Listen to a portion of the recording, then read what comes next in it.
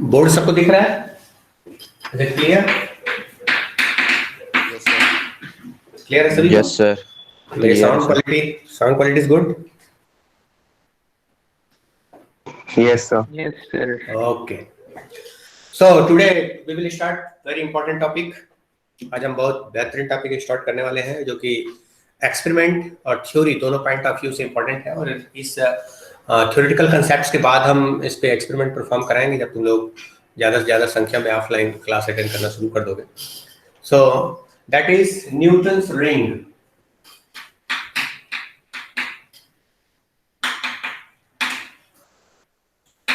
So by division of amplitude इसका एक representative example है this Newton's ring experiment. So this Newton's ring experiment, it is due to that wedge shape film. कल हम लोगों ने दो प्रकार के फिल्म की बात किए थे। एक हमारे पास जो फिल्म था that was just parallel film. इस पैरेलल फिल्म में दो पैरेलल सरफेस थे, अपर एंड लोअर सरफेस, और ये डेंसर मीडियम था। This is the film denser medium, और ये real medium, this was air. So refractive index of denser medium we have, it will be always more than this rare medium. और इसमें हम लोगों ने path difference calculate किया, and that path difference that was actually equivalent to 2 mu t cos r.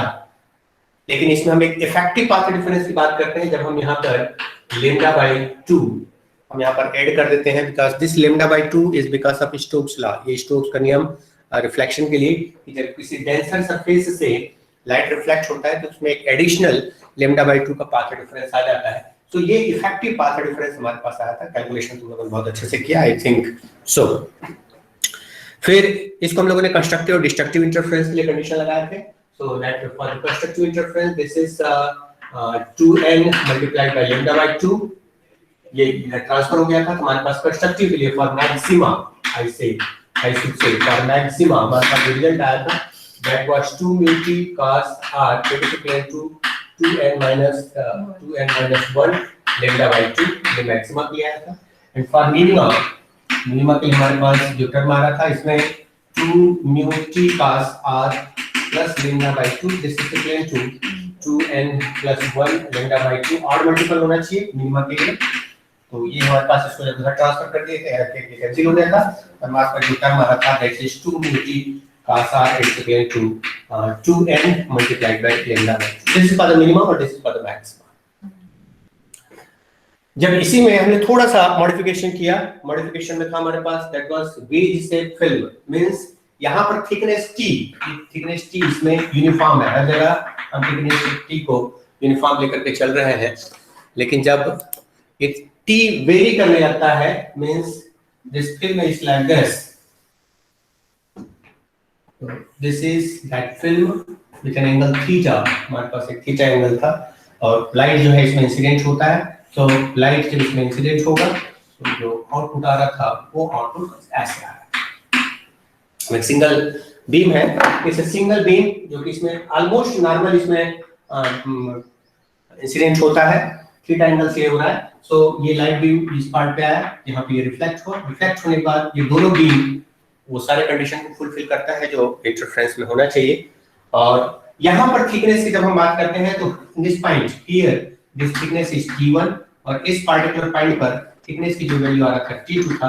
तो इसको हम modified form में इस डायग्राम को हम लोगों ने कुछ इस प्रकार से ड्रा करके रखा हुआ था। सो this is that term, this is that this angle theta, this is angle theta. So here in this point we have this thickness t1 and the second point यहाँ पर thickness था t2। और इसके लिए फिर हम लोगों ने फ्रिंज विड्थ कैलकुलेट करने के लिए थोड़ा सा इसमें मॉडिफिकेशन किया था। पहला मॉडिफिकेशन था cos r, इसकी वैल्यू हमने 1 लिया। क्यों? क्योंकि यहाँ पर जब नॉर्मल लाइट इंसिडेंट होता है, एंगल ऑफ इंसिडेंट 90 डिग्री होता है, तो r की जो वैल्यू होता है that will be 0 and cos 0 we have that is equal to 1। तो एक मॉडिफिकेशन था। So if I is equal to pi by 2 90 degree, then r is equal to 0. So cos r इसकी value हमने 1 लिया था। दूसरा हमारे पास वेरिएशन था t1 और t2 हम 2 लिए थे। और जनरली हम न्यूटन रिंग एक्सपेरिमेंट या इस एक्सपेरिमेंट में ये जो सेकंड जो मिनिमम इंटेंसिटी वाला टर्म होता है मीन्स डार्क लाइंस वाला टर्म होता है उसको हम लोग एम्फेसिस देकर के चलते हैं। हालांकि हमें दोनों के लिए करना चाहिए, मैक्सिमम के लिए भी कर सकते हैं, मिनिमम के लिए भी कर सकते हैं, सब चीजें। सो फॉर मिनिमम अगर हम फ्रिंज विड्थ कैलकुलेट करें तो what we will have, this is 2 mu 1 t, this is 2 mu 1 2 mu t1 cos r is equal to 1, this is equal to n lambda, this is equal to 1।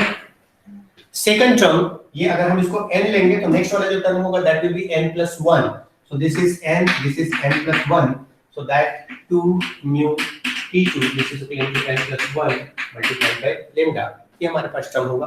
दोनों को differentiate करें, दोनों को difference करें, so this t2 minus t1 we will have, simple calculation है और इसके लिए ज्यादा दिमाग में जोर देने की जरूरत नहीं है, सिंपल दूसरी क्लास का मैथ्स है। t2 minus t1 this is equal to lambda, and this t2 minus t1 this is equal to lambda by 2 mu, this is the term। लेकिन हमें ये t1 और t2 से मतलब नहीं, हमें तो चाहिए फ्रिंज विड्थ। तो फ्रिंज विड्थ जो होगा this is x1 and the second one will be this x2, so ये x2 minus x1 ये फ्रिंज विड्थ के बराबर होगा बीटा। ओके, सो हालांकि फ्रिंज विड्थ जो है इनके बीच का ये वाला चेंज होना चाहिए, लेकिन चूंकि ये फिल्म जो है इतना ये एंगल जो बहुत बड़ा नहीं होता है ना, इसलिए हम इस बीटा को इसके बराबर भी ले सकते हैं। Okay, so this beta is equal to x2 minus x1 and this angle is theta. तो ये थीटा को हम tan थीटा के टर्म में हम लोगों ने ले लिया था, so tan theta this is equal to what we will have, this is t2 minus t1 upon x2 minus x1, it was ठीक है ना, this is the angle, so this will be x2 minus x1 by t2 minus t1, ठीक है, अगर mistake नहीं कर, t2 upon x2 it is equal to tan theta। okay, so we will have tan theta को हम लोगों ने theta के टर्म में ले लिया था और हमारे पास फ्रिंज विड्थ की जो वैल्यू आ रही थी that beta, that was actually equal to कितना था बीटा की value, this x2 minus x1 this is equal to beta and this is equal to lambda upon 2 mu theta।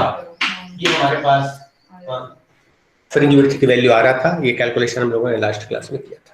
अब यहाँ पर अगर हम सिर्फ एक 2 डायमेंशनल डायग्राम अगर कोई देखें, 2 डायमेंशनल चीज अगर कोई आउटपुट के फॉर्म पे देखें तो इस वेज स्टेप फिल्म में क्या होगा, if this is that wedge step film, यहाँ पर लाइट इंसिडेंट हो रहा है, तो इस पार्टिकुलर पॉइंट पर हमें एक ऐसे डार्क लाइन दिखेंगे या ब्राइट लाइन दिखेंगे, सेकंड पॉइंट पर एक ऐसा डार्क लाइन, थर्ड अगर कोई पॉइंट हो गया इसमें भी इस प्रकार से ऐसे डिफरेंट पट्टी हमको दिखाई पड़ेगी। ये 2 डायमेंशनल डायग्राम है अगर हम फिल्म का ऐसा ले रहे हैं। अगर इसी को इस पर्टिकुलर जो ट्रायंगुलर जो सेटअप है, इस सेटअप को हम इस प्रकार से एक बार रोटेट कर दें। जस्ट इमेजिन तुम लोगों ने ग्राफिक्स की क्लास में इस प्रकार के इमेजिनेशन का यूज करते हो, तो आप top view, bottom view, side view, है ना, तो यहाँ पर ये 2 डायमेंशनल इस प्रकार का एक 2 डायमेंशनल डायग्राम है। इस 2 डायमेंशनल इसको बेस मान करके इसको सेंटर मान के इसको एक बार ऐसा रोटेट कर दें, कंप्लीट रोटेशन लाइक दिस, ये कंप्लीट रोटेशन कर दें। So this angle is still, this angle is theta, this angle is theta, this angle is theta, A complete rotation. तो अब क्या होगा, ये जो स्ट्रिप यहाँ पे जो बना हुआ है, ये स्ट्रिप भी ऐसे उसके साथ साथ ऐसे रोटेट करेगा, सेकंड ये वाला जो स्ट्रिप है वो भी ऐसे साथ साथ रोटेट करेगा। तो इसके अकॉर्डिंगली यहाँ पर बीच में फिर सेंटर, यहाँ पे सेंटर होगा, यहाँ पर एक डार्क पॉइंट आ गया, यहाँ पे जो स्ट्रिप ऐसे हमारे पास डिफरेंट स्ट्रिप्स हैं, ऐसे इक्वल डिस्टेंस पे ऐसे लाइंस बने हुए हैं, ये इक्वल डिस्टेंस के जो लाइंस हैं ये इस प्रकार से कंप्लीट रोटेशन करता है, तो यहाँ पर एक रिंग बन जाएगा, ऐसा स्ट्रिप एक रिंग बन जाएगा। सेकंड वाला जो लाइन रहेगा, सेकंड वाला लाइन का जो है वो एक ऐसा रिंग बन जाएगा। थर्ड वाला लाइन है, ये थर्ड वाला लाइन भी जो है वो कैसा रिंग बन जाएगा। इसलिए इसका जो टॉप व्यू है उस टॉप व्यू में हमारे पास जो आउटपुट आएगा, ये आउटपुट सेंटर जो है बिल्कुल डार्क, इसकी वजह से एक कंप्लीट रोटेशन हुआ, एक कंप्लीट लाइन डार्क लाइन यहाँ पर, दूसरा कंप्लीट लाइन डार्क लाइन यहाँ पे, तीसरा कंप्लीट डार्क लाइन यहाँ पे। इस प्रकार से सर्कुलर रिंग्स हमें मिलता है and this rings made up of this base set film.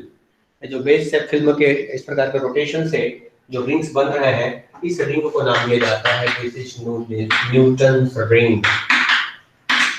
इसको Newton's ring. So the formation of Newton's ring, इसका जो मैकेनिज्म है, ये मैकेनिज्म सिंपल सा है।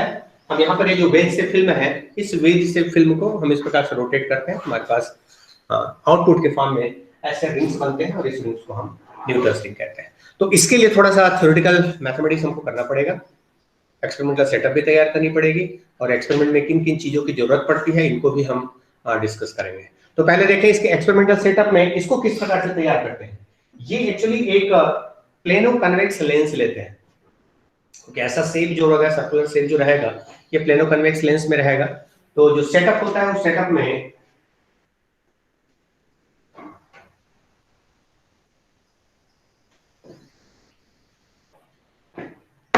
सिंपल एक ग्लास प्लेट, इसके ऊपर में एक प्लेनो कन्वेक्स लेंस। तो द प्लेनो कन्वेक्स लेंस एक लेंस, दिस इज थोड़ा कर्वेचर थोड़ा ध्यान से बनाना, दिस इज दैट लेंस, ये हो गया तुम्हारा, ये है ग्लास प्लेट, और सेकंड वन में है this is plano convex lens.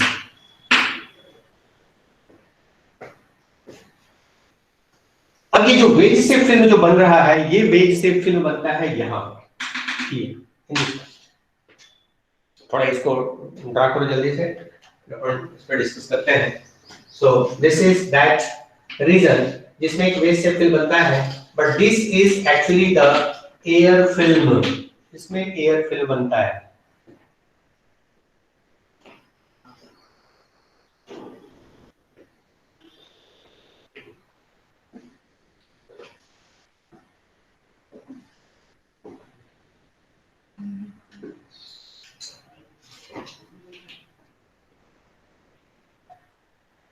तो ये जो इंटरफेरेंस फेनोमेना होना है वो उस वेज शेप फिल्म की वजह से होना है, और that veg shape film is here, ये वेज शेप फिल्म बन रहा है, और ये जो है वो एयर फिल्म है, यहाँ पर एयर की वजह से बन रहा है। साथ ही साथ ऐसा नहीं कि ये टू डायमेंशनल, ये चारों तरफ है, ये तो मैंने कहा था कि प्लेनो कन्वेक्स लेंस है, तो एक ग्लास प्लेट है उसके ऊपर प्लेनो कन्वेक्स लेंस, उसके चारों तरफ एयर फिल्म बन रहा है with the same thickness same height. अब जो भी इंटरफेरेंस होना है वो यहाँ पर होना है। सो थ्योरेटिकल मॉडिफिकेशन अगर हमें करना हुआ,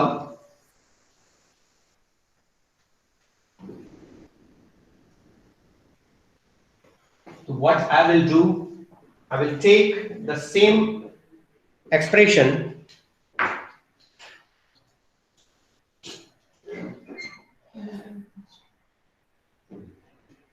so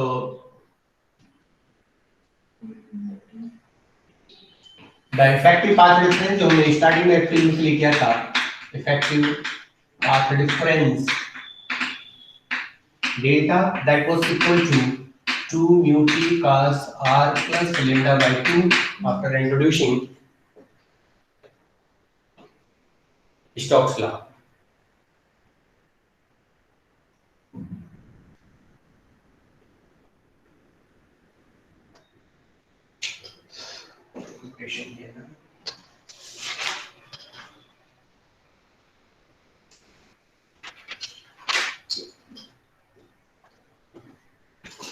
अब इसको मैं न्यूटन रिंग के सेटअप पॉइंट ऑफ व्यू से या न्यूटन रिंग के कांसेप्ट पॉइंट ऑफ व्यू से इसको मैं मॉडिफाई करने की कोशिश कर रहा हूं। ठीक है, यहां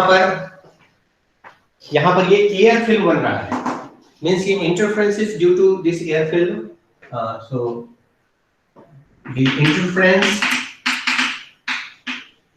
interference is in the wedge shape, let's have to air film.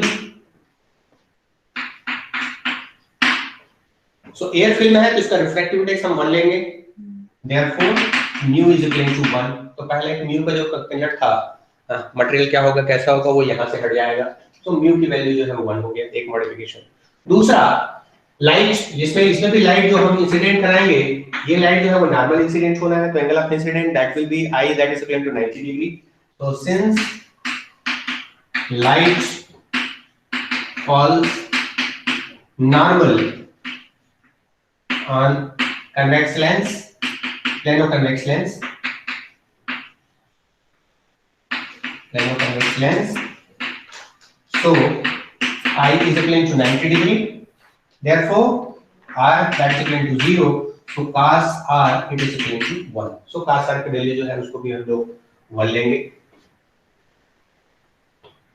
अब ये हो गया, म्यू की वैल्यू हो गया 1, cos R की वैल्यू हो गया 1, हमारे पास बच गया सिर्फ 2t plus lambda by 2. So the effective path difference delta that is equal to 2t plus lambda. अब इसको कंस्ट्रक्टिव और डिस्ट्रक्टिव इंटरफेरेंस के लिए हम लोग अब कंडीशन रखें मैक्सिमा और मिनिमा के लिए। सो फॉर मैक्सिमा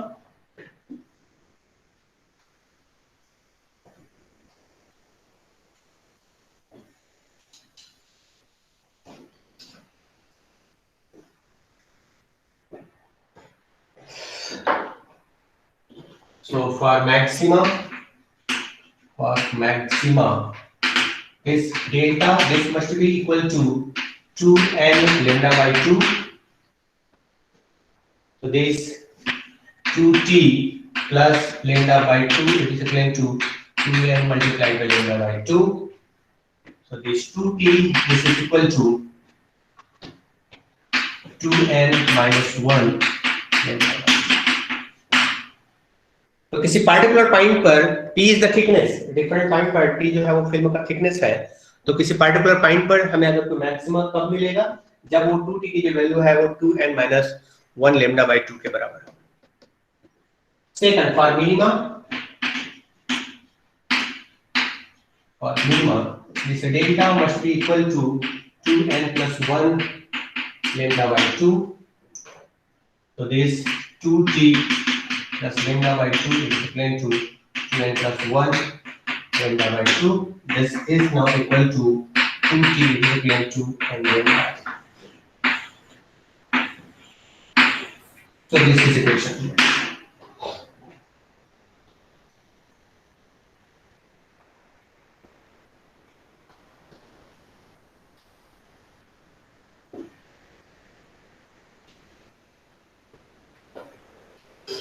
तो यहां पर अब इसमें थोड़ा सा और हम मैथमेटिक्स करने वाले हैं आगे। इसको हम उस रिंग जो न्यूटन रिंग जो हम लोग मैंने जो दिखाया उस रिंग के डायमीटर के साथ कोरिलेट करने की कोशिश करूंगा। क्या होता है कि अभी तक जो कांसेप्ट है उस कांसेप्ट में हमने कहा कि this is that glass plate, और इस ग्लास प्लेट के ऊपर एक प्लेनो कॉन्वेक्स लेंस मैंने रख दिया है। सो प्लेनो कॉन्वेक्स लेंस वो इस प्रकार का लेंस होता है कि थिन फिल्म जो है बहुत ही माइनर थिकनेस का बने। सो कर्वेचर रेडियस ऑफ कर्वेचर जो है मैक्सिमम होता है अबाउट 125-150 सेंटीमीटर आर की वैल्यू इसका रेडियस ऑफ कर्वेचर जो होता है। सो बहुत ज्यादा कर्वेचर का प्लेनो कॉन्वेक्स लेंस लिया जाता है। तो यहाँ पर फिल्म हमारे पास इसमें बन रहा है जिसमें इंटरफेरेंस होना है, एयर फिल्म हमने लिया और उसके अकॉर्डिंगली मैंने कैलकुलेशन किया। इसके सरफेस में इसमें रिंग्स बनने हैं, सेंटर जो पॉइंट होगा इस सेंटर पॉइंट पे मैक्सिमम इंटेंसिटी मिनिमम इंटेंसिटी होनी है। क्यों? क्योंकि सेंटर पॉइंट पे जो पाथ डिफरेंस होना है n is equal to अगर कोई आप 0 रखते हो so that's 2t that's equal to lambda by 2 odd multiple हो जाएगा। सो टर्म्स जो रहता है सेंटर जो रहता है वो डार्क ऑफ फ्रिंज होता है। तो इसमें न्यूटन रिंग एक्सपेरिमेंट में एक वाइवा क्वेश्चन पूछा जाता है, उसमें कहा जाता है कि why the centre of Newton ring is always dark. तो सेंटर जो है हमेशा डार्क इसलिए होता है क्योंकि वहां पर लाइट का जो पाथ डिफरेंस होता है वो lambda by 2 के बराबर होता है एग्जैक्टली, है ना, इसलिए सेंटर जो पॉइंट होता है वो डार्क होता है, वो कैलकुलेशन में दिखता है।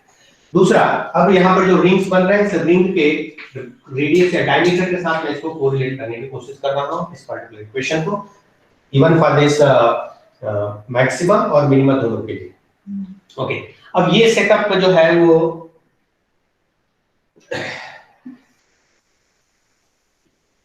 मैं 2D डायग्राम में इसको दिखाने की कोशिश करता हूँ जिसमें बहुत सारा ज्योमेट्री लगता है ना।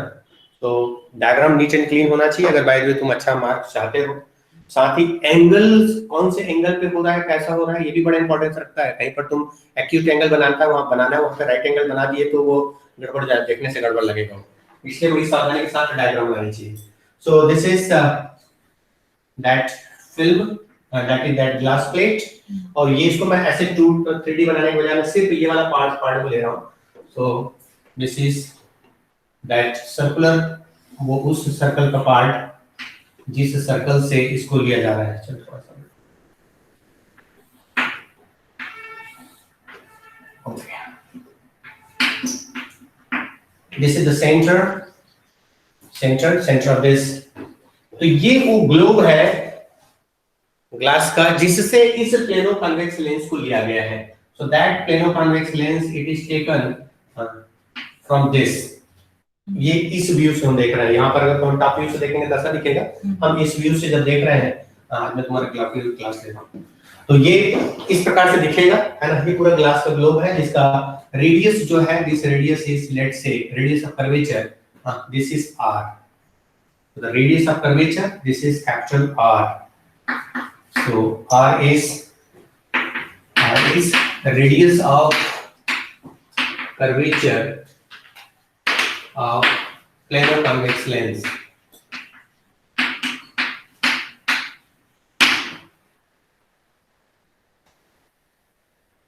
ओके, और ये जो पॉइंट्स हैं, इस पॉइंट्स को हम लोग कैलकुलेशन में लेते हैं। Here the thickness, this thickness is,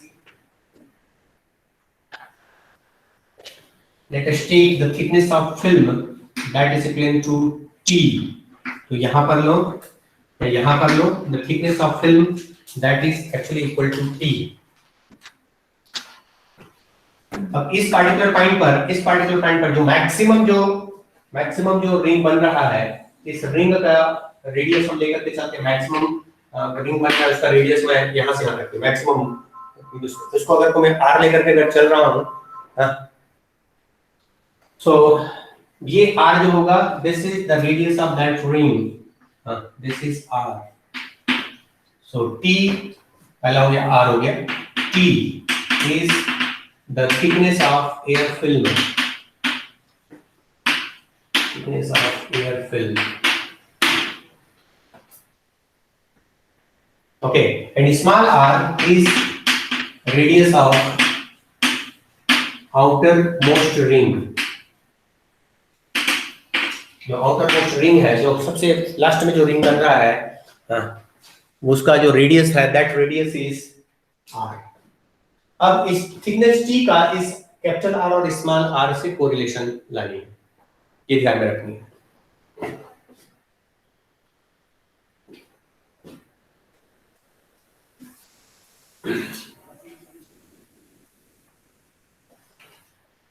Now this is A, B, C, D and E।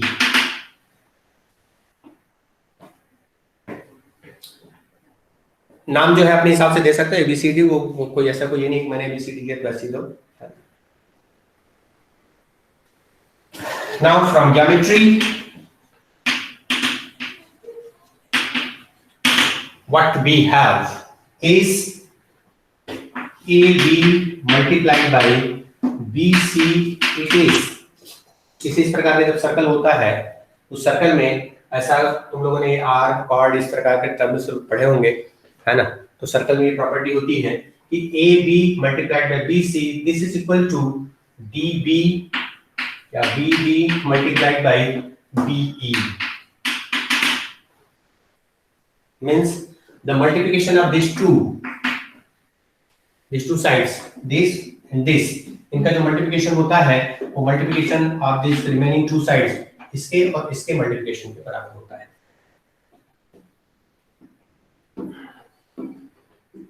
Okay, अब चलिए इसको AB is the radius of that outermost ring, so this will be equal to R, this will be equal to R, so this is R multiplied by R, and second, what's about this DB and EB, ये दोनों की value निकालनी है। So what is this? This value radius of curvature जो है वो r के बराबर है, यहां से लेकर के यहां तक ये r के बराबर है। अब टोटल अगर कोई यहां से यहां तक पूरा डिस्टेंस अगर कोई हम लेते हैं that is equal to 2r। Okay, this distance is equal to thickness t, ये थिकनेस t के बराबर है। और अब यार उसी को क्या हो गया भाई, सब ऑफलाइन आने की कोशिश कर सो दिस BD जो की वैल्यू जो है वो थिकनेस t के बराबर है और टोटल जो है वो तुम्हारा 2r के बराबर है। तो इस 2r में से इतने को माइनस कर दिए, so that BD is equal to t, पहले तो लिख ले BD is equal to t multiplied by यहां से यहां तक जो होगा that will be equal to 2r minus t set. मैंने टर्म्स को सही लिखा है कि नहीं लिखा है इसको बड़े ध्यान से समझो, है ना। ये है radius of that ring, this is the radius of that ring, ये हो गया r मल्टीप्लाइड बाय r। यहां पर this is equal to the thickness of air film, so this thickness of air film this is BD and second part that BE, ये B जो है वो 2r, यहां से यहां तक 2r के बराबर है, इसमें से मैंने इस थिकनेस को माइनस कर दिया तो that is 2r minus t। अब इसको मल्टीप्लाई करते हैं, so this is r square it is equal to 2tr minus t square. Calculation एक बार चेक कर लो भाई, कहीं पे कुछ डाउट हो तो यू कैन आस्क।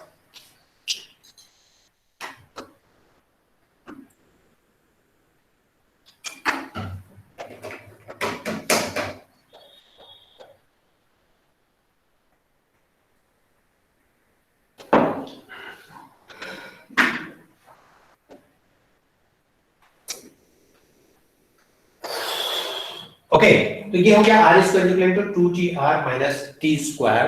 अब यहाँ पर t की जो वैल्यू है, ऐसे भी मैंने कहा था कि t जो है रेडियस ऑफ कर्वेचर बड़ा होता है तो t की वैल्यू बहुत स्मॉल होता है। तो this t square this is much less than 2tr, सो इसको हम नेगलेक्ट कर सकते हैं। So this r square it is equal to 2tr।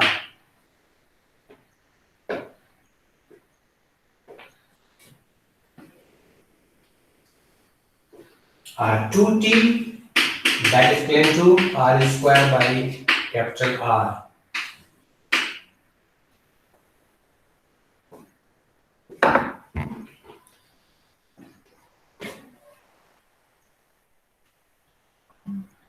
अब इसको कंस्ट्रक्टिव डिस्ट्रक्टिव इंटरफेरेंस के साथ जो कंडीशन है उसके साथ कोरिलेट करके देखें। For constructive interference what we have, और तो करता है 2t, तुम लोगों ने लिखा होगा maxima के लिए 2n yes, so for maxima what we have, this is 2t it is equal to 2n minus 1 lambda by 2। कितना था हमारे पास 2t की वैल्यू कितना आ रहा है, इतना आ रहा है, इस वैल्यू को यहाँ पे पुट कर रहे हैं। तो this implies r square by capital R is equal to 2n minus 1 lambda by 2।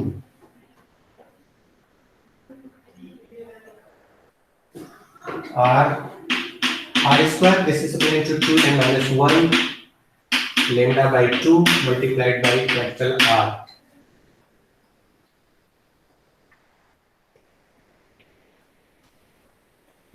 ये रेडियस के टर्म में ये रिलेशन हुआ। हमारे पास अगर रेडियस ऑफ कर्वेचर पता हो, ये n जो है वो नंबर ऑफ रिंग्स बता रहे हैं, n is equal to 0 मतलब centre 0 ring, n is equal to 1 first ring, second ring, third ring. तो ये जो ब्राइट रिंग्स हैं, हाँ, जो ब्राइट वाले रिंग्स हैं, उस ब्राइट वाले रिंग्स में उसका रेडियस हम यहाँ पे कैलकुलेट कर सकते हैं by giving the value of capital R by giving the wavelength lambda by using this relation.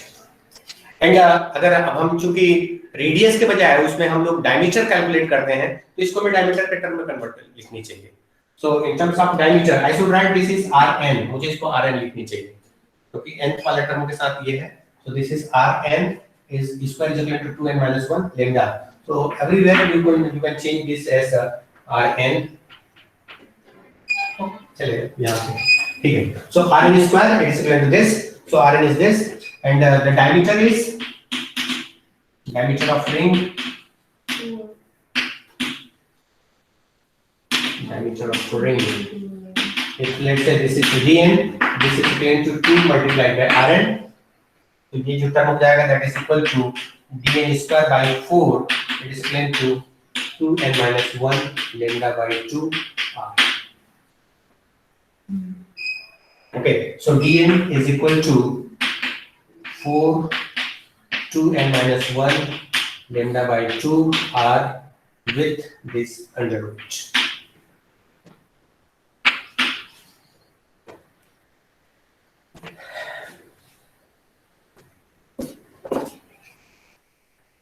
So first इनका डायमीटर कितना होगा? You can take d1. So calculate d1. First bright ring. So bright rings. So write bright rings. First के क्या होगा? First होगा d1. d1 की value कितनी होगी? यहाँ पर रख दो तुम 1. ये 2 से कैंसिल हो जा रहा है ना? तो ना कैलकुलेटर बताओ, कैलकुलेट करा दो तुम. Root of 2 lambda r. That's it. d2 यहाँ पर 2 रख दो. 6 lambda r. 6 lambda r. Root of 6 lambda r. Calculate करके बताते जाओ. तुम लोग भाई जाग जाओ, कैलकुलेशन करके बताओ मुझे जल्दी. Yes, sir. 6 lambda. हाँ 3 10 lambda r. 3 is 10 lambda r होगा. 10 lambda r होगा sir. 10 lambda r. Is it 4? 14 तो यहाँ lambda पर r. मैं इसको इसलिए कैलकुलेशन करवा रहा हूँ क्योंकि कभी-कभी क्वेश्चन में पूछा जाता है prove that the ratio of bright lines is in this ratio. Points में कुछ फिगर्स दिए रहते हैं तो इसको कैलकुलेट करके तुम्हें लिखना आना चाहिए. सो 14 lambda r. d1 ratio d2 ratio d3 ratio d4. इसके वैल्यू कितना होगा? तो ये r और लैम्डा ये सब कैंसिल हो जाएगा है ना? तो हो जाएगा √2 रेशियो √6 रेशियो √10 रेशियो √14 और जो वैल्यू आया उस वैल्यू को तुम लोग लिख सको. इसलिए मैं यहाँ पर ये कैलकुलेशन करवा रहा था. And similar calculation you have to perform for dark lines. So for minima, तो ये वैल्यू तुम लोग डिजिट्स में डेसिमल्स में लिख लेना कितना आता है कैलकुलेट करके है ना. ये ratio d1 d2 d3 d4 का रेशियो डेसिमल में कितना आता है you must have that value.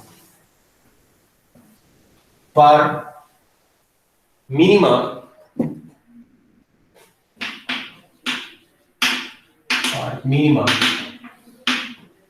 what we have, this 2t must be equal to 2n multiplied by lambda by 2. ये मिनिमा के लिए ये रिलेशन आया था. So what we have this 2t की वैल्यू हम लोगों ने कितना कैलकुलेट किया था? This is equal to r square by capital R.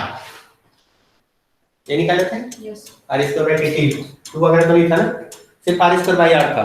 Yes sir, बस यही था. हाँ. So this is equal to 2n multiplied by lambda. अब यहाँ पर n वाला टर्म है, then we can represent this as rn. So this is rn square. It is equal to 2n lambda by 2 multiplied by capital R. इसको फिर से diameter के term में कन्वर्ट करें. So this is equal to dn square by 4. It's equal to, now I should write n lambda r, and the dn it is equal to root of 4n lambda r. So the diameter of that dark rings, this is in this ratio. dn is in the ratio of this. Now you can write this n is equal to 1 2 3. ये आप लेते चले और तुमको जो dark lens के जो ratio मिलेंगे और डार्क फ्रिंज और डार्क रिंग्स, यहाँ पर ऐसा रिंग्स लिखा जाता है. So dark rings calculate d1 d2 d3 d4. ये वैल्यू यहाँ पे कैलकुलेट करो और रेशियो निकालो. d1 ratio d2 ratio d3 ratio d4. ये कितना आता है डेसिमल में ये मुझे बताओ जल्दी.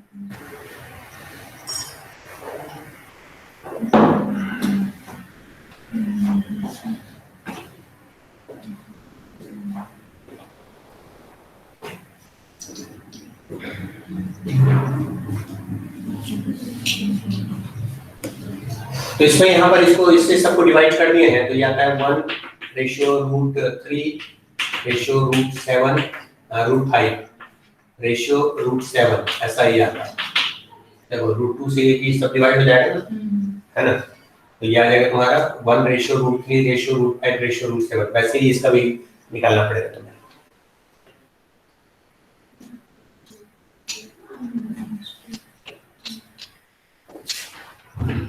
अटेंडेंस दे डालोगे यार ना तुम लोग, जितने लोग प्रेजेंट हो। अटेंडेंस का टाइम से 43 लोग दिख रहे हैं, मेरे को इंक्लूड कर चलो 43।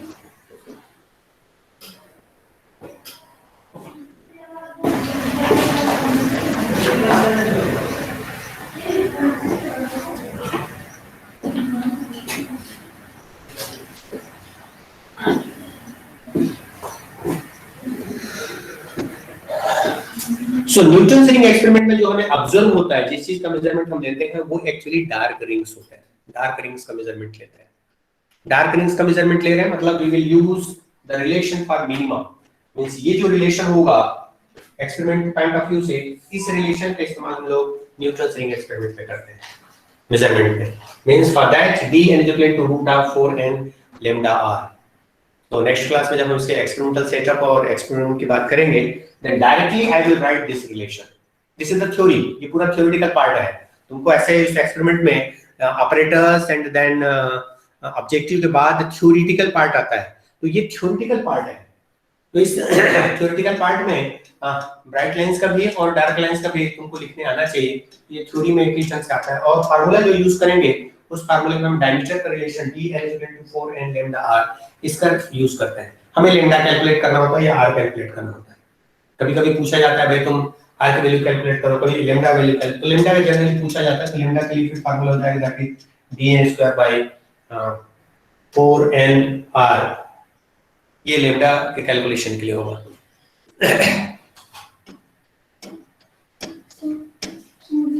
थर्ड लास्ट स्टेप समझ में आया। कौन सा? ये क्यों? तो इसके बाद ये नेक्स्ट वाला कैसे है? ये वाला टर्म है, इसमें मैंने r को ट्रांसफर कर दिया, ये 2 से डिवाइड कर दिया मैंने, ये 2 से 2 कैंसिल हो गया, n लैम्डा हो गया मल्टीप्लाइड बाय r। ये rn रेडियस हो गया, रेडियस को हमने डायमीटर में कन्वर्ट कर दिया, तो रेडियस का डायमीटर में कन्वर्ट करने से क्या होगा, दैट इज dn/2 स्क्वायर किया तो dn/4। ये रेडियस है ना, ये डायमीटर। सिमिलर मैं यहां पर थोड़ा सा जंप करके कैलकुलेशन किया, क्योंकि इससे पहले भी कैलकुलेशन किया जा चुका था, फर्स्ट में करके मैंने डायरेक्टली लिख दिया। तो जो रिलेशन जो आ रहा है that is dn is equal to √4n multiplied by lambda, is it? अभी भी गड़बड़ है तो खुद करके देख, आ जाएगा। तो यहां से कैलकुलेशन शुरू करना, तेरे को ये लाना है, मेरा मैथमेटिक्स फॉलो करने की जरूरत नहीं है। मैं हर बार कहता हूं कैलकुलेशन तुमको अपने खुद परफॉर्म करनी चाहिए। रेशियो आ गया? हाँ, सो ये रेशियो किस रेशियो पे आ रहा है ये? So this is d1, it is equal to root of √1 √2 √3। ये हो जाएगा तुम्हारा 2 √4 lambda r। सेकंड वाला जो हो जाएगा कितना हो जाएगा, 2 टाइम्स है ना, 8 lambda r। नेक्स्ट जो होगा कितना होगा, that is 12 lambda r, and then next is 60 lambda r। अब इसको रेशियो निकालोगे तो इससे सब कैंसिल हो जाएगा, so that is equal to 1/2 root में आता जाएगा ना ये, है ना, √2 √3 √4 ऐसा, है ना, √3 √4 एंड सो ऑन। यहाँ पर ये ऑड में रहता है, यहाँ पर ये सक्सेस में रहता है, इसी वैल्यू लिख दिया जाता है, फिर 1.41 1.732 ऐसे करके। तो तुमको अगर कोई बराबरी प्रूफ करने के लिए आता है, proof that the ratio of diameter of dark fringes rings are in this, तो तुमको ये वाला टर्म प्रूफ करना होगा। कैलकुलेशन करने के बाद फिर 1 2 3 ऐसे लिखते चले जाओ, रेशियो है। Prove that the diameter ratio of the diameters of the dark rings this is in this ratio, तो इस ratio and we will use this। ये हम तुम्हारे इसमें न्यूटन रिंग एक्सपेरिमेंट में हम लोग इसका इस्तेमाल करने वाले हैं।